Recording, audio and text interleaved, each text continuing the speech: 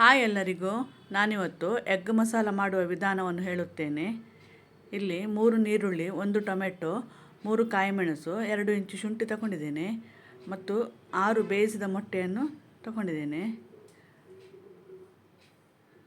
ಮೊದಲಿಗೆ ನೀರುಳ್ಳಿ ಮತ್ತು ಶುಂಠಿಯನ್ನು ಸ್ವಲ್ಪ ತೆಂಗಿನೆಣ್ಣೆಯೊಂದಿಗೆ ಫ್ರೈ ಮಾಡಬೇಕು. ನಂತರ ಇದಕ್ಕೆ ಕಾಯಿಮೆಣಸನ್ನು ಹಾಕಿ ಫ್ರೈ ಮಾಡಬೇಕು. ಇದು ಸ್ವಲ್ಪ ಫ್ರೈ ಆದ ನಂತರ ಕಟ್ ಮಾಡಿದ ಟೊಮೆಟೊವನ್ನು ಹಾಕಿ ಫ್ರೈ ಮಾಡಬೇಕು. ಸ್ವಲ್ಪ ಫ್ರೈ ಆದ ನಂತರ ಇದಕ್ಕೆ ರುಚಿಗೆ ತಕ್ಕಷ್ಟು ಉಪ್ಪನ್ನು ಹಾಕಬೇಕು.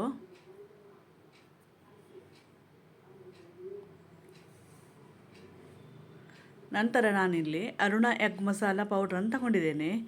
ಇದು 3 ಮೊಟ್ಟೆಗೆ 1 ಪ್ಯಾಕೆಟ್ ಸಾಕು, 10 ರೂಪಾಯಿ ಪ್ಯಾಕೆಟ್.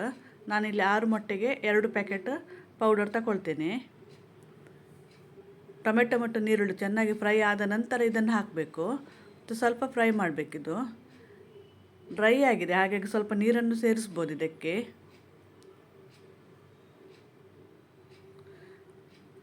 ನೀರು ಬೇಕಾದ್ರೆ ಸ್ವಲ್ಪ ಜಾಸ್ತಿ ಸೇರಿಸ್ಬೋದು. ಸ್ವಲ್ಪ ಮಿಕ್ಸ್ ಆದ ನಂತರ ನಮಗೆ ಡ್ರೈ ಮಸಾಲ ಬೇಕಾದರೆ ಇಷ್ಟಕ್ಕೆ ನಾವು ಬೇಯಿಸಿದ ಮೊಟ್ಟೆಯನ್ನು ಹಾಕಿ ಮಿಕ್ಸ್ ಮಾಡ್ಬೋದು. ಸ್ವಲ್ಪ ಗ್ರೇವಿ ಟೈಪ್ ಬೇಕಾದರೆ ಸ್ವಲ್ಪ ನೀರು ಸಹ ಹಾಕ್ಬೋದು. ಇಲ್ಲಿ ತೆಂಗಿನ ಹಾಲನ್ನು ಸಹ ಹಾಕ್ಬೋದು. ನಾನಿಲ್ಲಿ 1 ಗ್ಲಾಸ್ ಆಗುವಷ್ಟು ತೆಂಗಿನ ಹಾಲನ್ನು ಹಾಕಿದ್ದೇನೆ.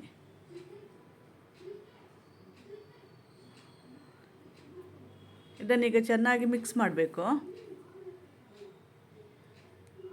ಮತ್ತು ಸ್ವಲ್ಪ ಹೊತ್ತು ಕುದಿಸಬೇಕು.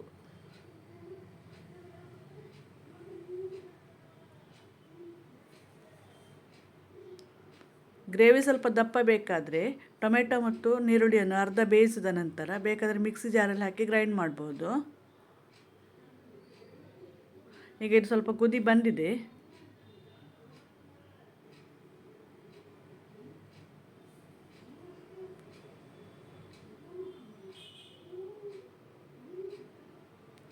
ಈಗ ನಾವು ಬೇಯಿಸಿದ ಮೊಟ್ಟೆಯನ್ನು ಹಾಕಬೇಕು.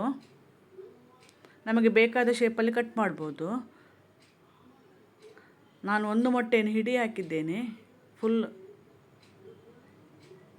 ಕಟ್ ಮಾಡಲಿಲ್ಲ. ಇದಕ್ಕೆ ಸಣ್ಣ ಸಣ್ಣ ತೂತು ಮಾಡಿದ್ದೇನೆ ಮಸಾಲ ಹೀರ್ಕೊಳ್ಳಿಕ್ಕೆ. ಇದನ್ನು ಮಿಕ್ಸ್ ಮಾಡಿ 2 ನಿಮಿಷ ಕುದಿಸಬೇಕು.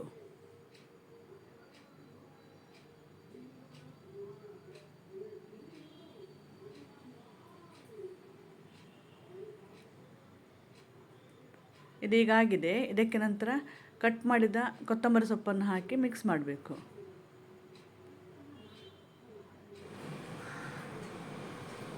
ಇದು ಬ್ರೆಡ್ ಜೊತೆ ಒಳ್ಳೆಯದಾಗ್ತದೆ ತಿನ್ನಲಿಕ್ಕೆ. ನಿಮಗೆ ಈ ರೆಸಿಪಿ ಇಷ್ಟವಾದಲ್ಲಿ ಲೈಕ್, ಶೇರ್, ಸಬ್ಸ್ಕ್ರೈಬ್ ಮಾಡಿ. Thank you for watching.